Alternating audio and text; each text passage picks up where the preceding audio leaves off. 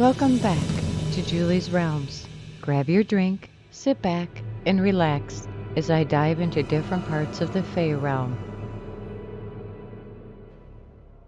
Most of us think of fairies as tiny creatures, flitting about on wings, waving magic wand, like Tinkerbell. But folklore tells of a different tale. When belief in fairies was common, most people didn't like to mention them by name, and so referred to them by other names such as the little people or the hidden people. There are hundreds of different kinds of fairies. Some are minute creatures, others grotesque, some can fly, and all can appear and disappear at will. Because the fairy world is different from ours. Not every type of fairy is so clearly defined. Their rules are different, and they don't always classify themselves in a way that's easy for us to understand. Many types of fairies consider themselves tied to one element. For example, pixies tend to be earth fairies. Some fairies can belong to more than one element, but this is rare. Fairies typically travel in groups according to the element they're tied to. In general, most types of fae seem to exist near humans, but are separate and distinct. Fairies are neither good nor bad. They all have individual personalities. You can learn from them, but you also can incur their wrath if they feel slighted, or you can be tricked if you encounter a mischievous member of the fae. It's always good to learn about the different types of fairies and what they do. Some of the different types of fairies are, there's one that's a dryad, which is a nymph or nature spirit. They were originally the spirits of the oak trees, but over time the name was later applied to all tree nymphs. They don't typically travel far from their trees as they are attached usually to one specific area and will do everything in their power to keep their tree alive. Then there is divas, are small fairies that almost look like fireflies. They originated in Persia and Greece. They can appear as bright as orbs of light, and they love being around well cared for gardens. A diva will not stay near a plant that is sick or in decay. Now, there are two kinds of courts for the fae. One is the Seelie court. It is one of the most well-known aspects of the fairy lore. They are thought to be benevolent fairies who act as arbiters and judges in fairy disputes. They are known as the good counterpart of the Unseelie court. Now, the Unseelie court is the darker counterpart and is made up of many different types of fairies, but they're thought to attract the lower types of fae such as bogarts and bogies. The Unseelie court is thought to be ugly or even hideous and more than a bit scary. The court can be made up of dark fairies as well as lost spirits, so they tend to be most active during autumn and Halloween and winter. It is said that dark magic is often the work of the Unseelie court. Then you have brownies.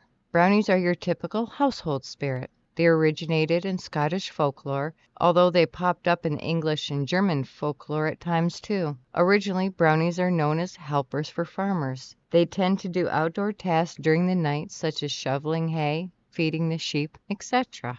Brownies are short, about 3 feet tall, and have pointed ears, brown complexions, and brown working clothes. They're super earthy. In fact, when they don't have a family, they tend to live underground because they don't have wings.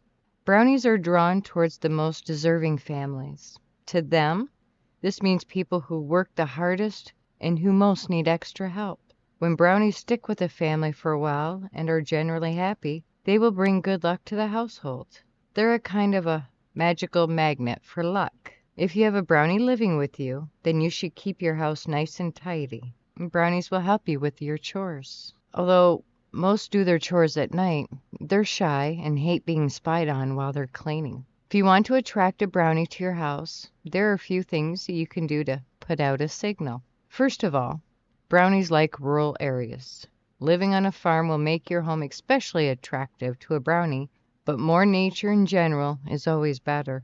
It's always good if you live in a home with lots of hiding places for the brownie to go during the day. They love homes with chests, closets, and secret doors. Brownies love cozy houses and try to make your home as warm and happy as possible. You can also put out a request for a brownie. Even verbally saying it or writing the request on a piece of paper and burning it works. And see if you attract an interested fairy. But be careful because brownies can be fickle. Then we have pixies. When you think of the different types of fairies, the image that pops into your head is probably of a pixie, even if you don't realize it.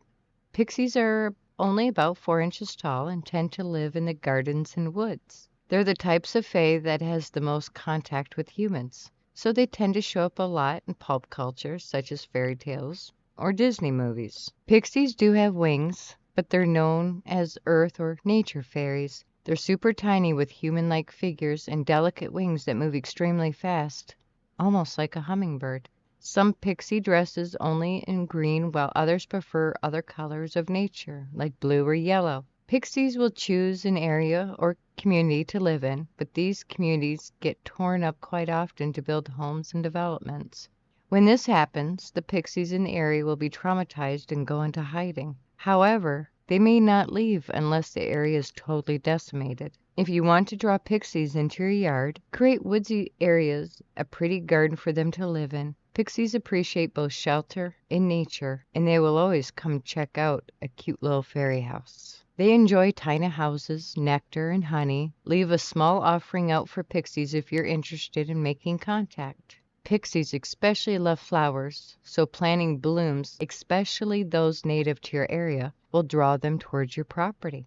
You probably won't be able to find a pixie community because they magically cloak their areas. They like to stay hidden, especially nowadays due to the devastation of nature. But they will come to your area if you create a beautiful, natural spot.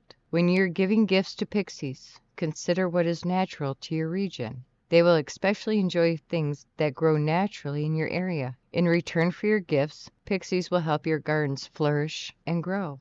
Now, on the other side of the Fae realm, there are the banshees. The banshees only exist in Ireland and Scotland, typically on the moors, and has the cry of death. The banshee is a female spirit type of fairy that predicts death. Her cry is typically an omen.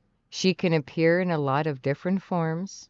According to fairy lore, she is known to appear either as a beautiful young woman, a stately matron, or an old ugly hag. The banshee isn't often seen with the physical eye, but she is certainly heard. Her mourning cries are known to be extremely haunting.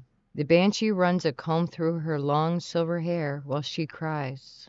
Next is leprechauns. Leprechauns appear as super small aged men dressed in green or red. They often wear a pointed cap and love to smoke pipes. They're mainly found in Ireland. Even though most types of fae don't have set jobs like humans do, leprechauns are the exception. Most leprechauns avoid humans. It is said that if a human can capture a leprechaun, then the fairy must reveal the hidden place of its gold. However, almost every human who has ever tried this has been tricked by the leprechaun and ends up with less than he started out with. Leprechauns love gold and ale. They're known to be information brokers and always have a bit of information to sell you, probably for a hefty price. They're typically honest, although a few of them can be tricksters.